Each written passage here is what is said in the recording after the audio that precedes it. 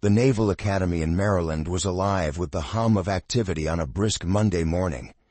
Cadets marched in perfect unison, their boots striking the pavement with precision, while instructors watched with sharp eyes. Amid the discipline and order, a sleek black SUV approached the gate, drawing curious glances. The guards straightened as a man in a tailored suit and signature golden hair stepped out. Donald Trumph. "What's he doing here?" whispered Cadet Lieutenant Sarah Miller to her friend Ethan. The president strode confidently through the gates, carrying a small leather briefcase. His presence was unannounced, leaving staff and cadets guessing. As he entered the grounds, everyone held their breath, wondering, what could this mean? As Trumph walked toward the main building, an officer approached him, saluting sharply. "Mr. President, it's an honor. May I ask what brings you to the Academy today?" Trumph smiled but gave little away. "I'm here to observe and speak with your finest cadets. Off the record." The officer hesitated but nodded, quickly relaying the order to gather a select group. Among those chosen was Sarah Miller, known for her leadership skills and unwavering discipline. As the cadets stood in formation, Trumph scanned their faces, his gaze lingering on Sarah for a moment. "Let's take a walk," he said, motioning toward her. The cadets exchanged confused glances. What could he possibly want with her? Sarah's mind raced as she walked beside the former president. Why had he singled her out?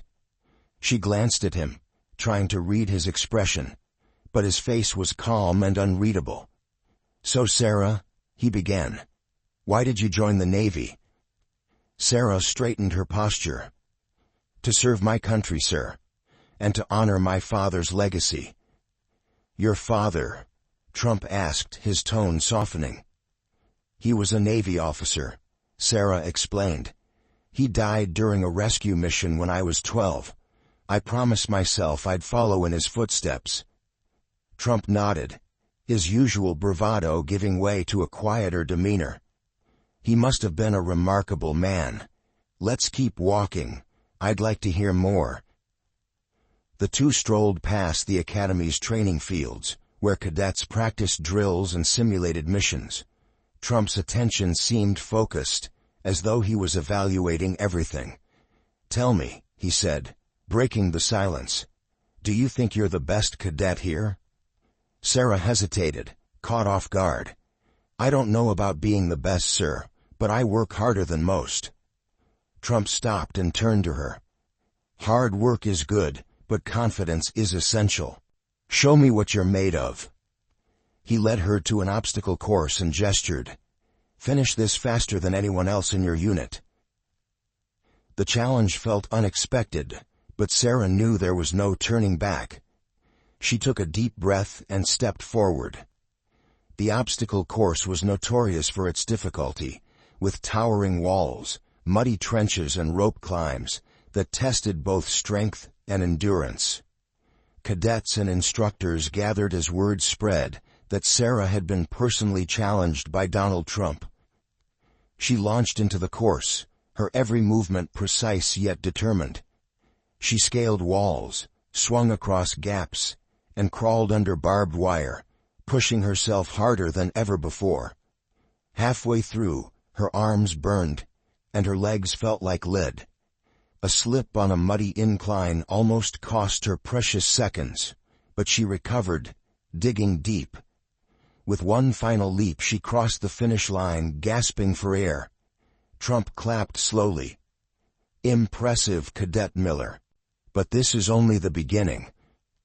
After the test, Sarah and her fellow cadets were summoned to a briefing room.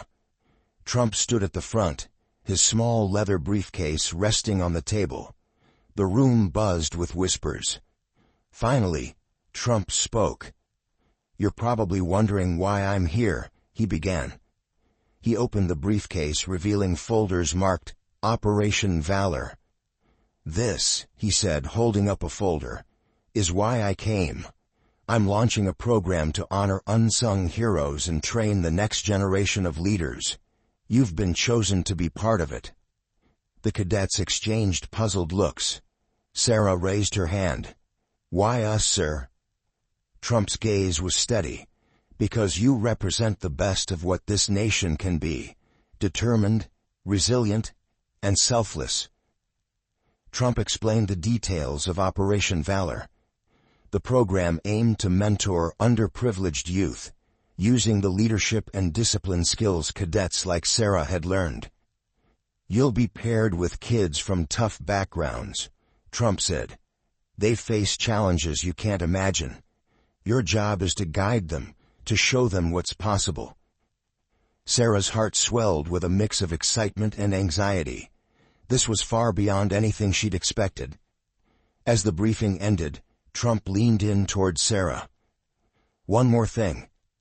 These kids need more than just discipline. They need hope. Can you handle that?" Sarah met his gaze, unsure but resolute. "Yes, sir. I'll do my best." A week later, the cadets were introduced to the youth they would mentor. The group consisted of teens from inner-city neighborhoods, each carrying their own stories of struggle. Among them was Malik, a 15-year-old with a sharp tongue and a defiant glare. As Sarah approached him, Malik crossed his arms. "I don't need your help," he said, his voice dripping with attitude. Sarah smiled, undeterred. "Well, that's good because I'm not here to fix you. I'm here to work with you." Malik smirked. "We'll see about that." Trumph, observing from a distance, leaned toward an instructor. "Watch her," he said quietly. "She's got what it takes, but she'll need patience to break through to him." Back at the academy, Ethan voiced his doubts about Operation Valor. "I still don't get it," he told Sarah. "Why would Trumph, of all people, care about mentoring kids?" Sarah shrugged. "Does it matter? If it helps even one of them, isn't it worth it?" Ethan frowned. "I just don't trust his motives. What if this is just for publicity?" Sarah sighed, frustrated. "You're always so cynical, Ethan. Maybe this isn't about him. Maybe it's about us. About what we can do." Ethan softened, but didn't respond.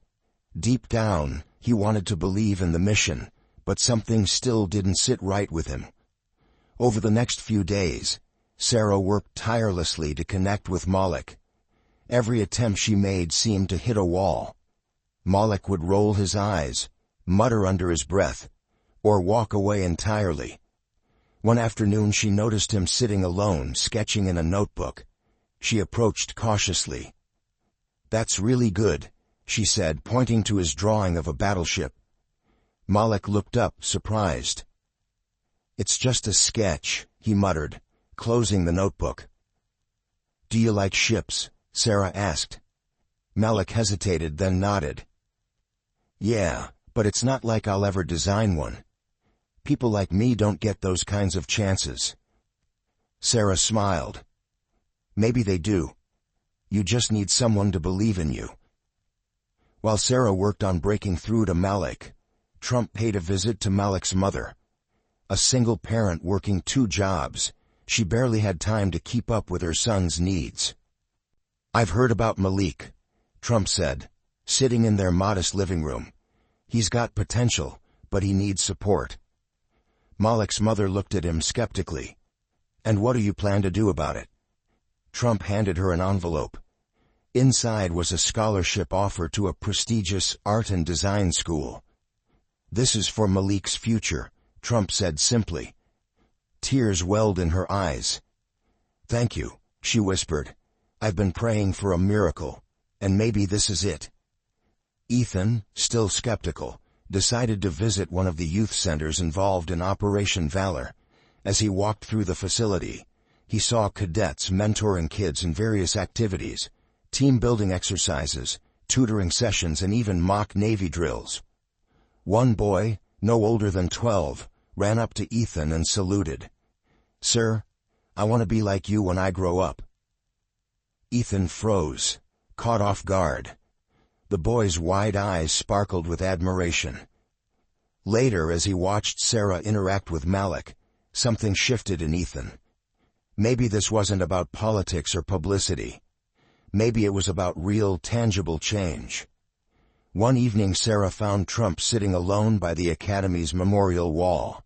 The names of fallen Navy officers were etched into the stone, illuminated by soft lights. "You surprise me, sir," Sarah said, breaking the silence. "I didn't expect you to care this much." Trumph chuckled softly. "There's a lot people don't know about me. I've made my share of mistakes, but I've also learned that true leadership isn't about power. It's about service." Sarah was quiet for a moment. "Do you ever regret anything?" Trumph's expression grew somber. "Plenty. But regret doesn't change the past. It only pushes you to do better in the present." After weeks of effort, Malik finally began to open up to Sarah. One afternoon, he shyly showed her another sketch, this time of a futuristic aircraft carrier. "This is incredible," Sarah said genuinely. "Have you thought about studying engineering?" Malik shrugged. "I don't know. I don't think I'd ever get in." Sarah leaned forward. "What if I told you someone already believes you can?" Malik frowned, confused. "What do you mean?" Sarah smiled. "Let's just say there are people rooting for you. People who see what you're capable of, even when you don't." Trumph gathered the cadets and kids for a final challenge. A leadership camp designed to test everything they'd learned. The cadets were tasked with organizing the camp, while the kids were divided into teams to complete various activities. Sarah's group, led by Malik, struggled at first, but as the days went on, Malik began to step up, guiding his teammates and solving problems. By the final day, his team built a detailed model of a ship, impressing both the cadets and the instructors.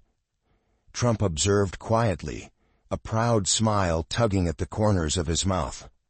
At the camp's closing ceremony, Trumph took the stage. The crowd of cadets, kids, and instructors fell silent. "I've seen extraordinary potential here," he began, "and I'm proud to announce that Operation Valor will expand nationwide." The crowd erupted into applause. Trumph continued, "This program is about more than mentoring. It's about investing in the future of our country. And it's thanks to people like Cadet Miller and her team that this dream is becoming a reality." Sarah felt a wave of emotion. She'd started this journey uncertain of what it meant, but now she saw the impact they'd made. Before leaving the camp, Malik handed Sarah a folded piece of paper. "Don't read it now," he said, his voice soft. "Wait until later." That evening back at the academy, Sarah unfolded the letter. It read, "Dear Sarah, thank you for believing in me when I didn't believe in myself. Because of you, I'm applying to engineering school. I want to design ships one day. Real ones, not just sketches. You changed my life, and I'll never forget it." Sarah blinked back tears, realizing that the weeks of hard work and patience had been worth it. As Trumph prepared to leave the academy, he sought out Sarah one last time. "You've done something incredible here," he said. Sarah shook her head. "It wasn't just me. It was all of us." Trumph smiled. "True. But every great team needs a leader. You remind me of someone I once knew. Fearless, driven, and kind. Never lose that." Sarah felt a lump in her throat. "Thank you, sir, for everything." Trumph nodded, his expression thoughtful. "Keep making a difference, Cadet Miller. The world needs more people like you." Months passed, and Operation Valor expanded to cities across the country. Stories of kids like Malik achieving their dreams began to surface. Sarah received updates from her mentees, each letter reminding her of the impact she'd made. Ethan, now fully committed to the program, became a mentor himself, teaching leadership skills to a new group of kids. Trumph, though no longer in the spotlight, quietly supported the program, proving that real change often happens behind the scenes. One day, Sarah received a package in the mail. Inside was a photo of Malik standing proudly in front of a university engineering building, holding a blueprint of a ship he'd designed. A note accompanied the photo. "Dear Sarah, I made it. Thank you for everything. Malik." Sarah's heart swelled with pride. She looked at the photo knowing that one unexpected visit from a man many misunderstood had sparked a chain of events that would change countless lives. And as for Trumph, his legacy wasn't in headlines or speeches.